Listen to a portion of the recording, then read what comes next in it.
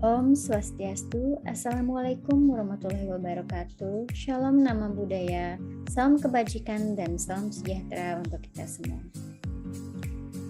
Yang terhormat Bapak Purwanta SPD MPD selaku Coach Kelompok 1 Angkatan 18, Latsar CPNS tahun 2022, Kementerian Pendidikan, Kebudayaan, Riset dan Teknologi. Yang terhormat Ibu Dr. Anak Agung Istri Agung Sri Komala Dewi SDMT selaku mentor saya pada kegiatan Latsar ini, dan rekan-rekan seperjuangan di kelompok 1 Angkatan 18 Latsar CPNS tahun 2022 yang saya banggakan. Puji syukur saya panjatkan kehadapan Tuhan atas berkat dan rahmat-Nya saya dapat menyelesaikan tugas individu agenda 3 untuk materi manajemen ASN. Sebelum saya membahas lebih dalam mengenai presentasi hari ini, izinkan saya untuk memperkenalkan diri. Nama saya Niluh Putri Lilis Sinta Setiawati dan saat ini berkesempatan menjadi asisten ahli dosen di Universitas Udayana Fakultas Teknik, khususnya di program studi Sarjana Teknik Industri. Dalam presentasi hari ini saya akan membahas terkait tugas agenda 3, yaitu manajemen ASN. Pertama adalah melakukan atau menentukan isu terkait dengan pelaksanaan tugas dan fungsi di unit kerja yang belum sesuai dengan manajemen ASN dan juga Smart ASN. Dari ketiga isu tersebut dianalisis dampak yang mungkin timbul apabila isunya tidak segera ditangani atau apabila isu tersebut terus berlanjut. Selanjutnya adalah menggunakan metode USG ataupun Urgency, Seriousness, dan juga Growth untuk menentukan isu prioritas. Dan yang terakhir adalah menentukan gagasan kreatif sebagai solusi untuk menangani permasalahan terkait dengan isu prioritas. Sebelum membahas terkait 3 masalah yang saya angkat pada presentasi kali ini, saya akan memperkenalkan sedikit mengenai unit kerja saya, yaitu Universitas Udayana. Universitas Udayana adalah program adalah perguruan tinggi negeri yang pertama didirikan di Provinsi Bali. Saat ini Universitas Udayana memiliki 2 kampus yang berlokasi di Kabupaten Badung, tepatnya di Jimbaran, dan juga di Kota Denpasar, yaitu di Kampus Sudirman.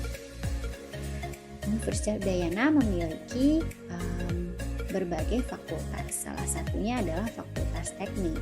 Dan Fakultas Teknik di sini merupakan unit pengelola berbagai program studi yang salah satunya adalah program studi Sarjana Teknik Industri. Program studi Sarjana Teknik Industri berdiri pada tanggal 25 Juni tahun 2019. Itu merupakan program studi baru yang baru berdiri kurang lebih 2-3 tahun. Seperti itu.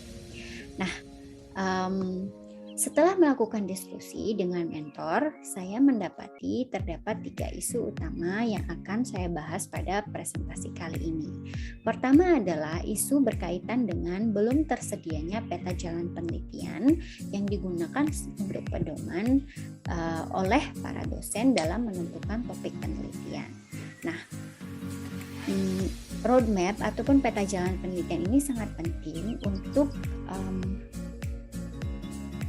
memberikan panduan terkait pemilihan topik-topik penelitian dosen yang mendukung perkembangan keilmuan.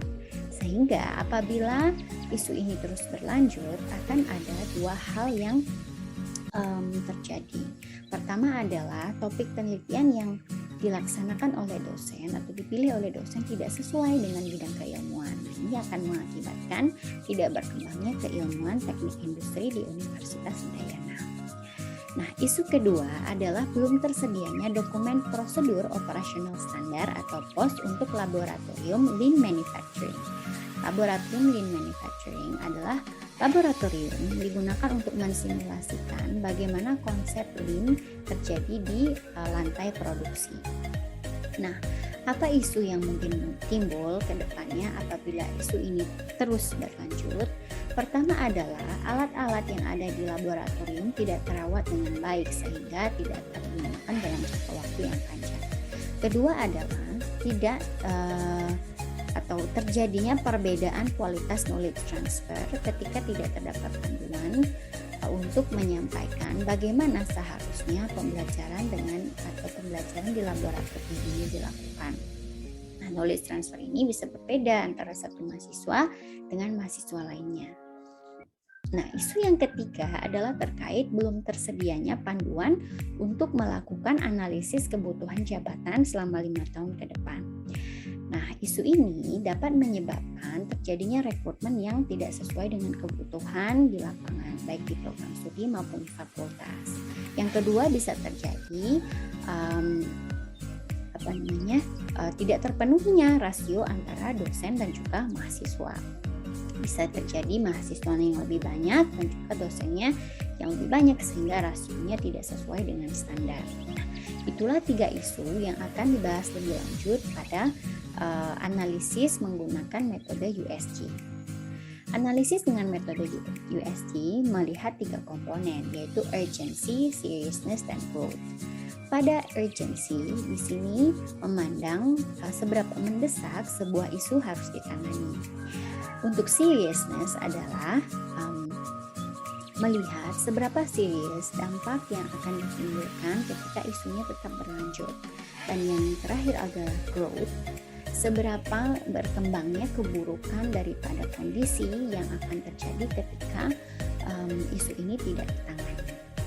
Nah, berdasarkan daripada ketiga komponen tersebut, untuk isu pertama dari urgency, seriousness, dan growth diberikan skor 4, 4, dan 3. Kemudian dari isu yang kedua adalah 5 untuk urgency karena frekuensi penggunaan laboratorium akan paling sering terjadi dibandingkan dengan yang lainnya, dan juga ini sangat fundamental karena mendukung tridharma perguruan tinggi yang pertama, yaitu proses pengajaran. Seriousness-nya mendapatkan skor 4 dan juga growth-nya skor 4. Yang terakhir adalah terkait belum tersedianya panduan analisis kebutuhan jabatan. Nah, ini tidak terlalu urgent karena proses rekrutmen tidak dilakukan sesering hal-hal atau dua isu lainnya. Kemudian seriousness diberikan nilai tertinggi yaitu 5 karena apabila kita merekrut tidak sesuai kebutuhan, utamanya misalnya dosen, dia tidak akan mampu memberikan kompetensi untuk tridharma yang sesuai dengan kebutuhan daripada program studi. Yang terakhir, growth diberikan skor 3. Total skor untuk isu 1 adalah 11, isu 2 adalah 13, dan isu yang ketiga adalah 10. Dari total skor tersebut, isu prioritas di sini adalah isu yang memiliki total skor paling tinggi, yaitu isu kedua. Isu terkait belum tersedianya dokumen prosedur operasional standar untuk mengoperasikan laboratorium lean manufacturing. Selanjutnya adalah usulan saya mengenai gagasan kreatif untuk isu prioritas, yaitu isu terkait belum tersedianya dokumen prosedur operasional standar untuk mengoperasikan laboratorium lean manufacturing. Nah, di sini terdapat 3 tahapan yang dilakukan, yaitu adalah tahapan persiapan, penyusunan POS atau prosedur operasional standar, dan yang terakhir adalah sosialisasi. Pertama adalah tahap persiapan, di mana di sini dilakukan dengan memahami prosedur penggunaan alat-alat yang ada di laboratorium lean manufacturing. Jadi bagaimana flow-nya, kemudian apa kegunaan dari masing-masing alat. Yang kedua adalah memahami prosedur operasional standar sejenis yang ada di Fakultas Teknik dan juga membaca referensi dari pedoman terkait pembuatan POS. Yang ketiga adalah mengatur tata letak laboratorium sesuai dengan standar laboratorium lean manufacturing. Selanjutnya, setelah melakukan persiapan, tentunya akan dilakukan diskusi dengan kepala laboratorium lean manufacturing dan juga koordinator program studi. Nah, ini dilakukan untuk mencapai kesepakatan yang sama antara kepala laboratorium, saya sebagai pelaksana atau pembuat gagasan dan juga pengetahuan studi terkait dengan tujuan dari pembuatan prosedur operasional standar. Yang selanjutnya adalah melakukan penyusunan dokumen POS sesuai dengan pedoman. Nah, setelah kita membuat dokumen POS, selanjutnya melakukan sosialisasi kepada potensial pengguna daripada laboratorium lean manufacturing, yaitu dosen, pegawai, dan mahasiswa. Nah, dari sosialisasi ini diharapkan pengguna dapat memahami manfaat-manfaat daripada alat tersebut, bagaimana cara merawatnya, dan bagaimana juga cara untuk menggunakan agar manfaat yang didapatkan adalah manfaat optimal untuk melakukan simulasi lean manufacturing atau simulasi bagaimana proses produksi terjadi di lantai produksi untuk memberikan pengalaman, memberikan pengetahuan bagi mahasiswa sebelum terjun ke dunia kerja, seperti itu. Ya, baiklah, demikian presentasi yang dapat saya sampaikan dalam pemenuhan tugas agenda 3 terkait manajemen ASN. Terima kasih banyak atas perhatian dari semua pendengar dan juga penonton dari video ini. Saya memohon maaf apabila terdapat kesalahan dalam penyampaian presentasi, dan besar harapan saya agar para pendengar memberikan masukan ataupun kritikannya melalui melalui kolom komentar sehingga saya bisa memperbaiki dan juga meningkatkan kualitas dari presentasi ini. Akhir kata, saya akan tutup dengan pantun, yaitu siang-siang membeli pepaya, jangan lupa membeli alpukat. Demikian presentasi dari saya, semoga bermanfaat. Om Santi Santi Santi. Wassalamualaikum warahmatullahi wabarakatuh. Shalom, nama budaya, salam kebajikan, salam sejahtera bagi kita semua.